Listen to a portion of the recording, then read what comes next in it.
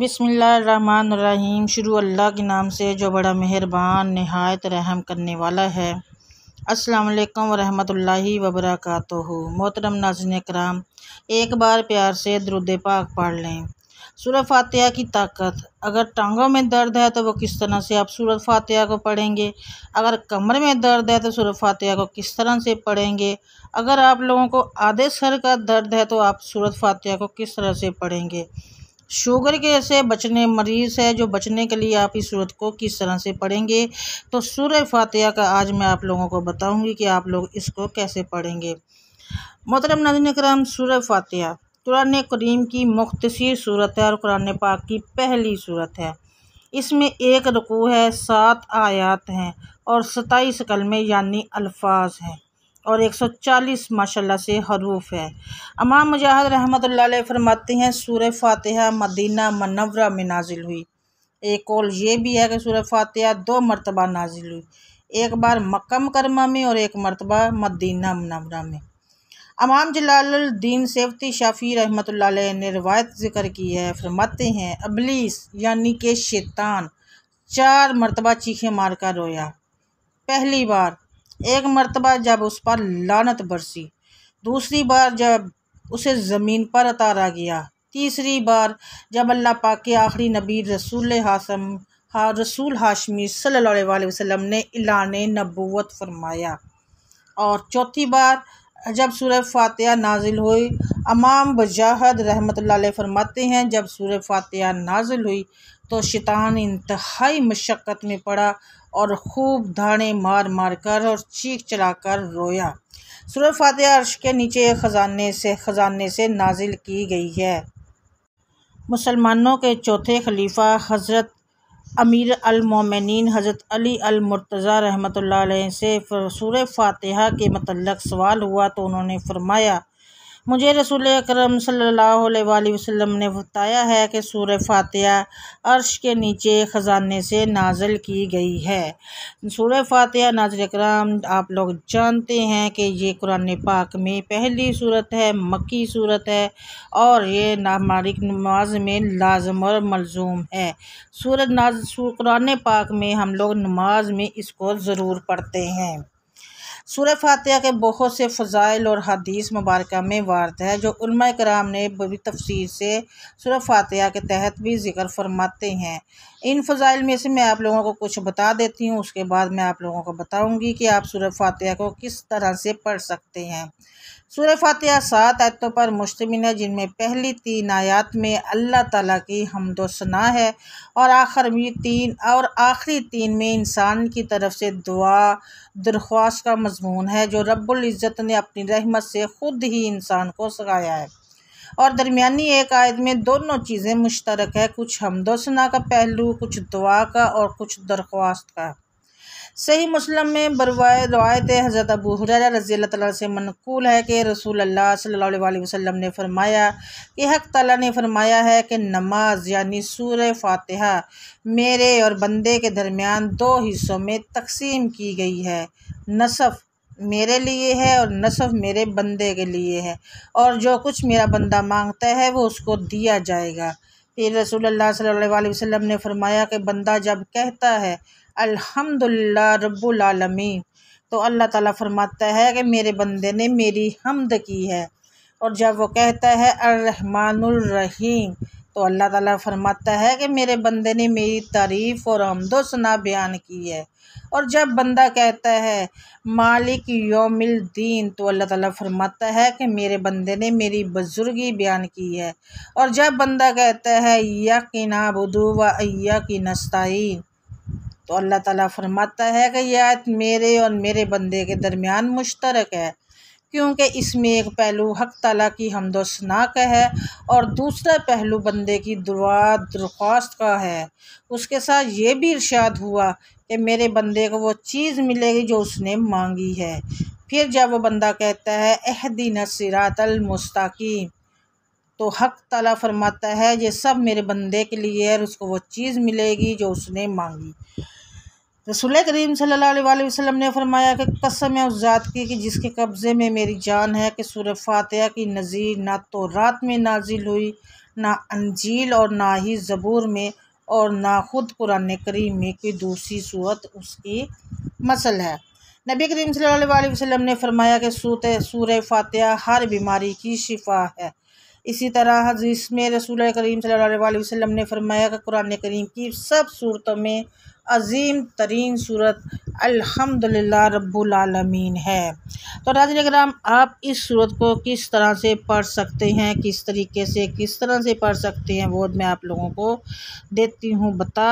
तो आप लोगों ने वीडियो को एंड तक देखना है, इसको स्किप नहीं करना है, गौर से सुनिएगा। अल्लाह ताला की रहमत है जो हमें मजूस नहीं करती, वो रहीम है, रहम करने वाला है। और इस ईमान और यकीन के साथ सूरह फातिहा का अमल आप लोग जो करेंगे, 40 मरतबा दुरूद इब्राहिम पढ़े और सजदे में चले जाएं और यकीन रखें कि आपका सर ज़मीन पर नहीं, हक ताला के कदमों पर रखा है।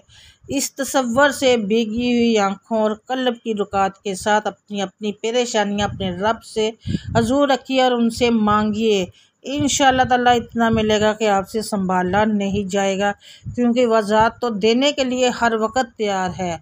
हम लोग ही मांगने में कोताही करते हैं, हम लोग ही नहीं मानते। कुरान सूरह फातिहा में अल्लाह ताला ने खुद बोला है कि मेरा बंदा जो मुझसे मांगेगा मैं उसको दूंगा। सूरह फातिहा को ईमान और यकीन के साथ जब पढ़ा जाता है तो हर बीमारी से शफा भी मिलती है। अगर आपकी टांगों में दर्द के है, तो किसी की टांगों में दर्द हो या किसी भी तरह से भी आराम ना आता हो, तो रात को सोते वक्त ये दर्द शदीद हो जाता हो, तो उसको दूर करने की घर से आप लोगों ने क्या करना है, बावजू हालत में सूरह फातिहा चीनी की प्लेट पर लिखे खालस रोगने ज़ैतून और उससे उसको धोकर किसी चीज़ में डाले।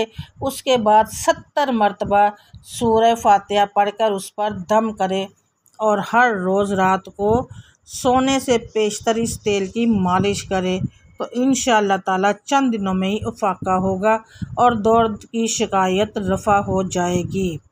और अगर आप लोगों के कमर के दर्द के लिए सर्दी के मौसम में मौसमी असरात के बाइस होने वाले कमर दर्द में इफाका हासिल करना है, तो उसके लिए आप लोगों ने बावजू हालत में एक शीशे की प्लेट पर एक मरतबा सूरह फातिहा लेकर रोगने बलिस्यान खालस से उसको पानी की तरह धो लें।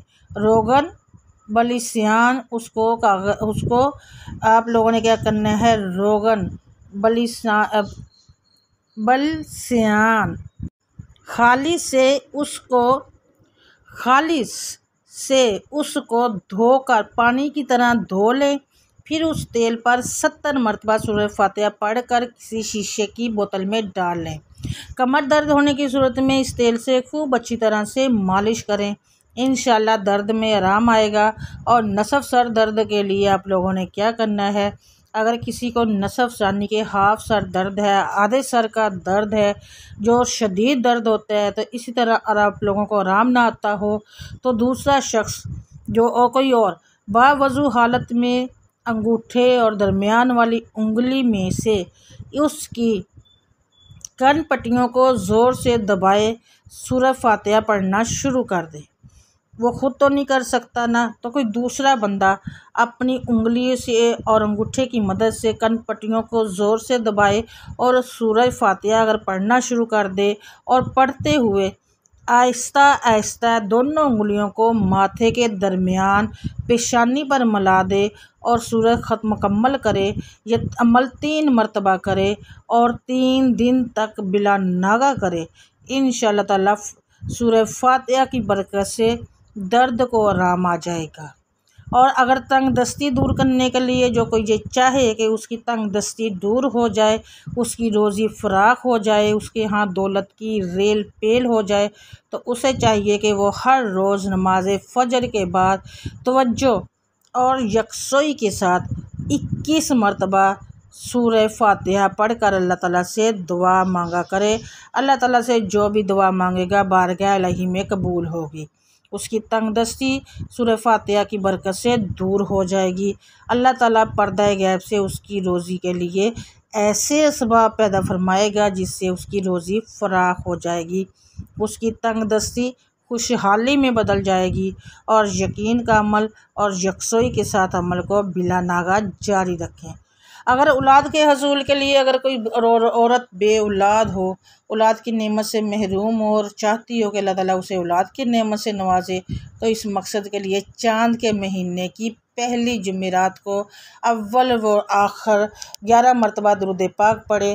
दरमियान में 111 मरतबा सूरह फातिहा, बिस्मिल्लाहिर्रहमानिर्रहीम, अल्हम्दुलिल्लाहि रब्बिल आलमीन, अर्रहमानिर्रहीम, मालिक यौमिद्दीन, इय्याका नअबुदु व इय्याका नस्तईन, इहदिनस सिरातल मुस्तकीम, सिरातल लज़ीना अनअमता अलैहिम गैरिल मग़दूबि अलैहिम वलज़्ज़ालिन।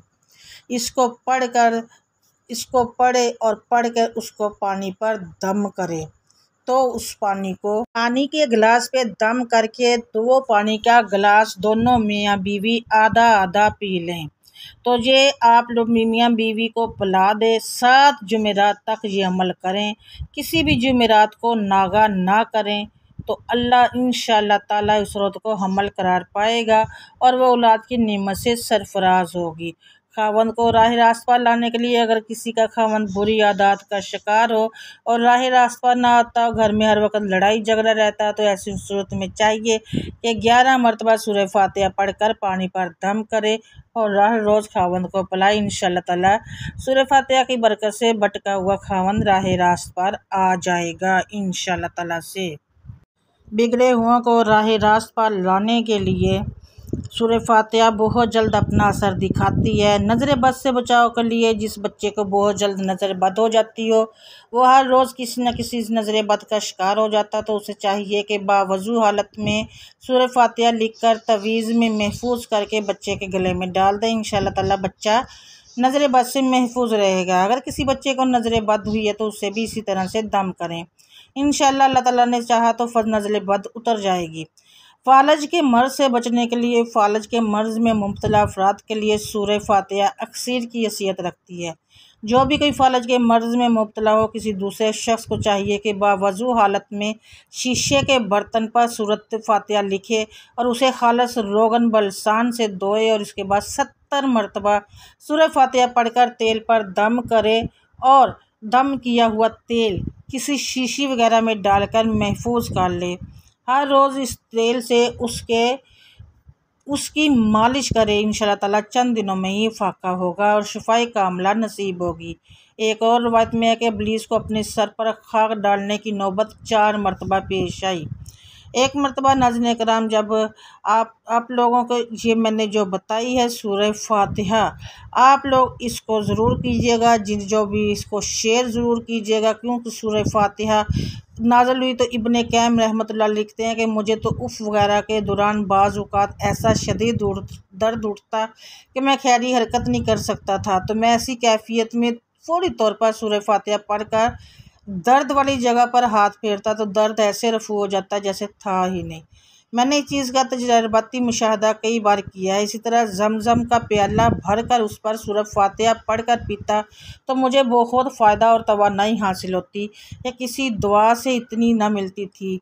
नाज़रीन, सूरह फातिहा कुल किताब उम्मुल अल कुरान सबुल मसानी का अमले शिफा मौसर दवा है और ये ख़जाना और कामयाबी की कुंजी है। जिस्मानी ताकत की महाफिज है, परेशानियों, खदशात और मुश्किलात के लिए तरियाक है। सूरह फातिहा अलबत्ता तमाम चीज़ें शख्स को हासिल होती है जो सूरह फातिहा के मकाम हकीकी अंदाज में पहुँचाए, सूरह फातिहा के मुकम्मल हकूक़ अदा करे। मेरी दुआ है कि अल्लाह ताला हम सब को सेहत कामला और आजला अता फ़रमाए, नेक अमाल करने की ज़्यादा से ज़्यादा तौफ़ीक दे। वीडियो पसंद आई है तो चैनल को सब्सक्राइब ज़रूर कीजिएगा, वीडियो को लाइक कीजिएगा और कमेंट में अपने अल्लाह ताला की 99 नामों में से एक नाम ज़रूर लिखना है। रिज़्क़ में बरकत के लिए मुझे अपनी दुआओं में याद रखिएगा। इंशाअल्लाह ताला से मैं आप लोगों से दोबारा से मिलूँगी एक और वीडियो के साथ, बशर्ते ज़िंदगी। तब तक के लिए अल्लाह हाफ़िज़। जज़ाकल्लाह खैरन कसीरन।